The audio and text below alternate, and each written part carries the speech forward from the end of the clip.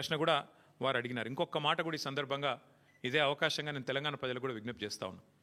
మొదటి రోజు నుంచి కాంగ్రెస్ రాహుల్ గాంధీ నుంచి మొదలు పెడితే గ్రామ స్థాయిలో ఉండే కాంగ్రెస్ కార్యకర్త దాకా ఒకటే మాట, 1,00,000 కోట్ల కుంభకోణం, 1,00,000 కోట్ల కుంభకోణం. చివరికి వాళ్ళ పిల్లనిచ్చిన మామ రేవంత్ రెడ్డి గారికి, పద్మారెడ్డి గారు, ఆయన చెప్పారు 94,000 కోట్లు ఖర్చు అయిన ప్రాజెక్టులో ఒకవైపు నీళ్లు కనబడుతుంటే 94,000 కోట్ల ఖర్చైన ప్రాజెక్టులో 1,00,000 కోట్ల కుంభకోణం ఎట్లా జరుగుతుందండి, ఇది రాజకీయ ఆరోపణ తప్ప ఇంకోటి కాదు అని పిల్లనిచ్చిన మామ కూడా నవ్వుతూ కొట్టిపాడేసినా కూడా ఇంకా ముఖ్యమంత్రి గారి బుద్ధి మాత్రం మారడం లేదు. వాస్తవం ఏంది, 94,000 కోట్లు ఖర్చు అయినాయని మీ ప్రభుత్వం కూడా చెప్తా ఉంది. బీఆర్ఎస్ ప్రభుత్వం ఉన్నప్పుడు కాళేశ్వరం ప్రాజెక్టు కోసం 93,769 కోట్లు, దాదాపుగా రౌండ్ ఆఫ్ చేస్తే 94,000 కోట్లు ఖర్చు అయినాయని మీ ప్రభుత్వం చెప్పింది. అందులో మేడిగడ్డ బ్యారేజ్ ఖర్చు ఎంత? 4,000 కోట్లు. 4,000 కోట్లలో మన హరీష్ రావు గారు వివరంగా చెప్పినారు. ఏది శాసనసభలో 4,000 కోట్లలో భూసేకరణకు ఎంత అయింది, రిటైనింగ్ వాల్స్ కన్స్ట్రక్షన్కి ఎంత అయింది, ఓన్లీ ఆ బ్యారేజ్ ఏదైతే సిమెంట్ స్ట్రక్చర్ ఉందో దానికి ఎంత అయింది లెక్క తీస్తే మరి 85 పిల్లర్లు ఉండే ఆ బ్యారేజ్ ఖర్చు అయింది 1,500 2,000 కోట్లు. అందులో ఎన్డీఎస్ఏ రిపోర్ట్లు కూడా ఏం చెప్పినారు, కేవలం 7th బ్లాక్ ఒక్కటి పునర్నిర్మాణం చేస్తే చాలు అని చెప్పారు.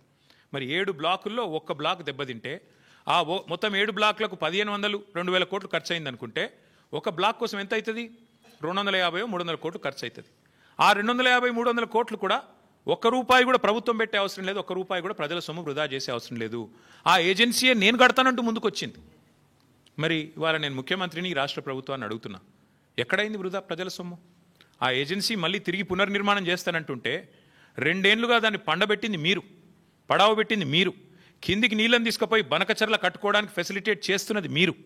ఒక్క రూపాయి ప్రజా సొమ్ము కూడా దుర్వినియోగం కాలేదు అని మొదటి నుంచి మేము చెప్తున్న మాట ఇవాళ మళ్ళొక్కసారి రుజువు అవుతా ఉంది.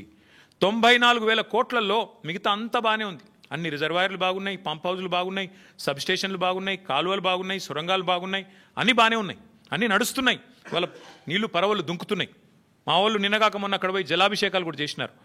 ఇవన్నీ ఇట్లా ఉంటే 94,000 కోట్లలో 250 కోట్లు మళ్ళీ నష్టం జరిగితే దాన్ని ఆ ఏజెన్సీయే పెట్టుకుంటానని ముందుకొస్తే ఇవాళ 1,00,000 కోట్ల కుంభకోణం అని అబద్ధాలు ప్రచారం చేసినందుకు ముఖ్యమంత్రి రేవంత్ రెడ్డి గారు, కాంగ్రెస్ పార్టీ ముక్కు నేలకు రాసి ఈ రాష్ట్ర ప్రజలకు క్షమాపణ చెప్పాలి. ఒకవైపు గోదావరి నీళ్లను వాడుకుంటూ, ఒకవైపు గోదావరి నీళ్లను, కాళేశ్వరం ద్వారా వచ్చిన నీళ్లను ఇవాళ హైదరాబాద్లో మూసీకి అనుసంధానం చేస్తున్నామని చెబుతూ మరొక వైపు ఈ రకంగా చిల్లర ప్రచారం చేస్తున్నందుకు, ఆ కాళేశ్వరాన్ని కేసీఆర్ గారిని బదనాం చేస్తున్నందుకు ముక్కు నేలకు రాసి క్షమాపణ చెప్పాలి అని మేము డిమాండ్ చేస్తూ ఉన్నాం. దీని వెనకాల ఇంకొక ముఖ్యమైన కుంభకోణం కూడా ఉంది. ఇదేదో కొత్త ప్రాజెక్ట్ కాదు. This paper is from 18th May 2023, 18 మే 2023. ఇందులో ఏం రాసిందండి, భాగ్యనగరంలో గలగల గోదావరి. ఇది దేని మీద బేస్ చేసుకొని రాసినారు? 17 మే 2023 నాడు కేబినెట్ సమావేశం జరిగింది పెద్దలు కేసీఆర్ గారి నాయకత్వంలో, ఆయన ముఖ్యమంత్రిగా. 17 మే 2023 అందులో ఏ నిర్ణయం తీసుకున్నారు? భాగ్యనగరానికి, ఆ రోజు మూసీ ప్రాజెక్టు చైర్మన్గా పెద్దలు సుధీర్ రెడ్డి గారు, ఎల్బీ నగర్ ఎమ్మెల్యే గారు ఉన్నారు. ఆ రోజు ఏ నిర్ణయం తీసుకున్నామంటే కేవలం 1,100 కోట్ల ఖర్చుతో, కేవలం 1,100 కోట్ల ఖర్చుతో కాళేశ్వరం ప్రాజెక్టులో ఉన్న కొండపోచమ్మ సాగర్. ఇక్కడ ఒక విషయం మిత్రులందరికీ మీకు అర్థం కావాలి. కేసీఆర్ గారు కాళేశ్వరాన్ని ఎట్లా డిజైన్ చేశారంటే హైదరాబాద్ నెత్తిన, ఎందుకంటే హైదరాబాద్ మహానగరం భారతదేశంలో అల్టిమేట్గా 2వ అతిపెద్ద నగరంగా మారబోతుంది, తప్పకుండా మారుతుంది. ఈరోజు జనాభా 1,20,00,000 కావచ్చు, భవిష్యత్తులో 3 కోట్లకు పెరుగుతుంది. అందుకే కేసీఆర్ గారు కాళేశ్వరం డిజైన్ చేసినప్పుడే రోజుకు 3 TMCల నీళ్ళు ఎత్తిపోస్తే భవిష్యత్తులో మనకు 1 TMC నీళ్లు హైదరాబాద్కే అవసరం పడుతుంది. 3 కోట్ల జనాభా పెరిగిన తర్వాత మళ్ళీ కొత్తగా నీళ్ల కోసం ఇవాళ చెన్నైలోనో లాటూరులోనో ఎట్లయితే రైళ్లల్లో ట్యాంకర్లు పెట్టి తెచ్చుకుంటున్నారో ఆ అవస్థ మన భవిష్యత్ తరాలకు ఉండొద్దన్న ఉద్దేశంతో చాలా ముందు చూపుతో 3 TMCల నీళ్లను మేడిగడ్డ నుంచి ఎత్తిపోసి ఇక్కడికి తీసుకొచ్చి మెడ్మానేర్ నుంచి ఆడికెళ్ళి పైకి తీసుకురావాలని ఒక ఆలోచన చేసినారు. అందులో భాగంగానే ఆనాటి మా ప్రభుత్వం తీసుకున్న నిర్ణయం ఏంటి అంటే కొండపోచమ్మ సాగర్ 618 మీటర్ల పైన ఉంటుంది సముద్ర మట్టానికి, మల్లన్న సాగర్ 560 మీటర్లు 557 మీటర్ల మీద ఉంటుంది, మన గండిపేట 540 మీటర్ల మీద ఉంటుంది. అంటే కొండపోచమ్మ నుంచి నీళ్ళు తీసుకుంటే 618 మీటర్లకు వెళ్ళి 540 మీటర్లకు తీసుకుంటే గ్రావిటీ ద్వారానే నీళ్ళు తెచ్చుకోవచ్చు పూర్తి స్థాయిలో. అంటే 618 మీటర్లకి నీళ్లు వస్తే కిందికి పోతాయి కదా, పడవ దిక్కు నీళ్ళు పల్లం దిక్కు పోతాయి కదా, అట్లా మనం తెచ్చుకోవచ్చు అన్నది ఆ రోజు మా ప్రణాళిక. దానిలో భాగంగా ఏం చేసినాము, అదే సమావేశంలో 111 జీవో ఎత్తివేస్తూ ఆ రోజు తీసుకున్న నిర్ణయం ఏంటి అంటే, నేను చదివి వినిపిస్తాను మీకు. కాళేశ్వరం ప్రాజెక్టులో భాగంగా 15 టీఎంసీల సామర్థ్యంతో నిర్మించిన కొండపోచమ్మ సాగర్ నుంచి సాగునీటి కోసం సంగారెడ్డి కాలువ నిర్మిస్తున్నారు. ఈ గ్రావిటీ కాలువ 27వ కిలోమీటర్ దగ్గర హిమాయత్ సాగర్, ఉస్మాన్ సాగర్కు కాళేశ్వర జలాల్ని మళ్లించి ఏర్పాటు చేశారు. సంగారెడ్డి కాల్వ గరిష్ట వరద ప్రవాహ సామర్థ్యం 5054 క్యూసెక్కులు కాగా ఇందులో సాగునీటికి 4354 క్యూసెక్కులు కేటాయించారు. మిగతా 700 క్యూసెక్కులను జంట జలాశయాలకు తరలించి మూసీ ప్రక్షాళనకు కేటాయించారు.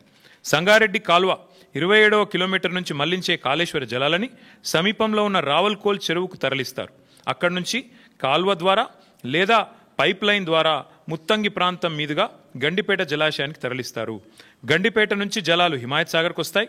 అక్కడి నుంచి ఏడాది పొడవునా జంట జలాశయాలు కాళేశ్వరం జలాలతో నిండుగా ప్రవహించనున్నాయి. దీంతో పాటు ఇంకొక ముఖ్యమైన మాట, హుసేన్ సాగరు హైదరాబాద్ నడిబొడ్డున ఉంటుంది. హుసేన్ సాగర్ని కూడా ఎప్పటి నుంచో నడుస్తున్నాయి ప్రణాళికలు క్లీన్ చేయాలని. మేము ఆ రోజు ప్లాన్ చేసింది ఏంటంటే, జంట జలాశయాల నుంచి అంటే గండిపేట నుంచి బుల్కాపూర్ నాలా ద్వారా మనం హుసేన్ సాగర్ కూడా ఆ రోజే ప్లాన్ చేసినాం. హుసేన్ సాగర్ కూడా గోదావరి జిల్లా తీసుకొచ్చి బుల్కాపూర్ నాలా ద్వారా అంటే గండిపేట నుంచి బుల్కాపూర్ నాలాలో ఒక పాయ వదిలిపెడితే గోదావరి నీళ్లు దాని నుంచి స్ట్రైట్గా హుసేన్ సాగర్ కూడా వస్తాయి. తద్వారా మొత్తం ఇటు హుసేన్ సాగర్ అటు 2 జంట జలాశయాలు కూడా పూర్తిగా సమృద్ధిగా ఉంటాయనేది మన agenda. This is from 17th May 2023 cabinet in KCR government. కేవలం 1100 కోట్ల రూపాయలతోనే ఈ పని చేయవచ్చు. ఇవాళ ముఖ్యమంత్రి ఏం చేస్తున్నారు, ఈ ప్రభుత్వం ఏం చేస్తున్నది, ఇవాళ మీరు పేపర్ యాడ్ చూడండి. కొండపోచమ్మ దగ్గర మేం సోర్స్ పెడితే దాన్ని కట్ చేసినారు, తీసేసినారు. కారణం లోగుట్టు పెరుమాళ్ళకెరక అని వారికే తెలియాలి, మాకు తెలియదు. 1100 కోట్లతోనే అయిపోయే ప్రాజెక్టును ఇవాళ 7380 కోట్లు 90 కోట్లు అంటే దాదాపు 7 రెట్లు పెంచేసినారు. ఎవరి కోసం, ఎందుకోసం చెప్పరు, సమాధానం రాదు. ఎందుకు స్పష్టంగా మీరు కొండపోచమ్మ సాగర్ నుంచి గ్రావిటీ ద్వారా నీళ్లు తీసుకునే అవకాశం ఉన్నప్పుడు ఎందుకు పెంచుతున్నారు, ఏ కారణం చేత పెంచారు, మల్లన్న సాగర్ ఎందుకు మార్చారు సోర్సు, ఏం అవసరం వచ్చింది, ప్రభుత్వం సమాధానం చెప్పాలని మేము డిమాండ్ చేస్తున్నాం. మొన్న మీరు ఉత్తమ్ కుమార్ రెడ్డి గారి మాటలు విన్నారు శాసనసభలో. 35,000 కోట్లతో అయిపోయే ప్రాణహిత చెవులను పక్కన పెట్టి మీరు 87,000 కోట్లు చేసినారు దీన్ని అని మాట్లాడినారు ఉత్తమ్ కుమార్ రెడ్డి గారు. నేను అడుగుతా ఉన్నా ఈ ప్రభుత్వాన్ని, అసలు మీకు సోయి ఉందా, అవగాహన ఉందా నేను అడుగుతా ఉన్నా. ఎందుకంటే మనందరికీ తెలుసు కాళేశ్వరం ప్రాజెక్టులో ఏమేమి పెట్టినాము. కాళేశ్వరం ప్రాజెక్టులో మీరు ప్రాణహితాలో ఎన్నడూ కూడా స్టోరేజ్ పెట్టలేదు. 14 టీఎంసీల స్టోరేజ్ పెట్టినారు మీరు. అదే మేము 141 టీఎంసీల సామర్థ్యంతో 15 రిజర్వాయర్లు నిర్మాణం చేశాం. దానివల్ల సహజంగా ఖర్చు పెరగదా, రిజర్వాయర్లు కట్టాలా, ల్యాండ్ ఎక్విజిషన్ చేయాలా, పెరుగుతుంది. ఇంకోటి మీరు ప్రాణహిత చేవెళ్ళ డిజైన్ చేసింది 2006-07లో, మేము మొదలుపెట్టింది 15-16లో. మరి అప్పటికి ఇప్పటికి 8 ఏళ్ల తర్వాత స్టీల్ ఖర్చు పెరుగుతుంది, సిమెంట్ ఖర్చు పెరుగుతుంది, అన్ని ఖర్చులు పెరుగుతాయి కదా. రిజర్వాయర్ల సామర్థ్యం పెరిగింది, జీఎస్టీ వచ్చింది, ఇంకా చాలా వచ్చినాయి. వాటన్నిటి తర్వాత అది పెరిగితేనేమో ఇది 2 రెట్లు 2.5 రెట్లు పెరిగితే అదేదో ఘోరం జరిగిపోయింది, అదేదో పెద్ద స్కామ్ అన్నారు. ఇవాళ నేను అడుగుతున్నా, 7 రెట్లు ఎట్లా పెరిగింది కాస్టు? 1100 కోట్ల ప్రాజెక్టు 7,400 కోట్ల ప్రాజెక్టు ఎట్లా అయ్యింది? ఇది స్కామ్ కాదా? నేను ఇవాళ స్పష్టంగా చెప్తున్నా, మీడియా మిత్రులు దయచేసి మీరు పరిశోధించండి. వాస్తవం ఏంటి అంటే 150,000 కోట్ల మూసి బ్యూటిఫికేషన్ అని చెప్పి ముఖ్యమంత్రి గారు ప్రకటించగానే మేము అడ్డుపడ్డాం. హైదరాబాద్ ప్రజలు అడ్డుపడ్డారు, నిలదీసినారు. 16,000 కోట్లతో అయిపోయే ప్రాజెక్ట్ని 150,000 కోట్లు ఎట్లా అవుతాయి అని మేము నిలదీస్తే ఇవాళ కొత్త స్టైల్ ఎత్తుకున్నారు. ఇన్నోవేటివ్ థింకింగ్ కదా. ఇన్నోవేటివ్ థింకింగ్లో భాగంగా ఏం చేసినారంటే స్కామ్ని కూడా ఇన్స్టాల్మెంట్లలో చేస్తున్నారు. 150,000 కోట్లు ఒకటేసారి టెండర్లు పిలిస్తే ఎందుకు ఇంత అయింది అంటే జవాబు లేదు. అందుకే విడతల వారి దోపిడీ మొదలు 1100 7,700 చేయాలి, ఆ తర్వాత ఇంకోటి 5 రూపాయలు ఉన్నదాన్ని 40 రూపాయలు చేయాలి, పెంచుకుంటూ ఆఖరికి మొత్తం స్కామ్ మళ్ళీ 150 కోట్ల కాడికి తేవాలి. ఇది వీళ్ళ ఎత్తుగడ. నేను మళ్ళీ చెప్తా ఉన్నా, May 17, 2023 నాడు 1100 కోట్లతో కొండపోచమ్మ సాగర్ నుంచి గోదావరి నీళ్ళని తీసుకొచ్చి బ్రహ్మాండంగా రావల్కోల్ చెరువులో పోసి రావల్కోల్ చెరువు నుంచి గండిపేటకు నీళ్ళు తీసుకొచ్చే మార్గం గ్రావిటీ ద్వారా ఉంటే ఇవాళ మీరు 3 WTPలు ఎందుకు కడుతున్నారు, 5 పంప్ హౌస్లు ఎందుకు పెడుతున్నారు, ఎవరి లాభం కోసం పెడుతున్నారు అని ముఖ్యమంత్రి గారు నేను అడుగుతా ఉన్నా. ఇవాళ ఎట్లా పెరిగింది? కమిషన్లు దండుకోవడానికా, మొబిలైజేషన్ అడ్వాన్సులు ఇవ్వడానికా, కాంట్రాక్టర్లకు దోచిపెట్టడానిక, ఎందుకు తక్కువ ఖర్చుతో అయ్యేదాన్ని పక్కకు పెట్టి ఎక్కువ ఖర్చుతో చేస్తున్నారు? ఒక దిక్కు మీరే చెప్తున్నారు పైసలే లేవు, అప్పు ఉడతలేదు, ఒక్క పథకం ఇచ్చేందుకు ఏమీ లేదు అని పచ్చి అబద్ధాలు ఒక దిక్కు మీరే చెప్తారు.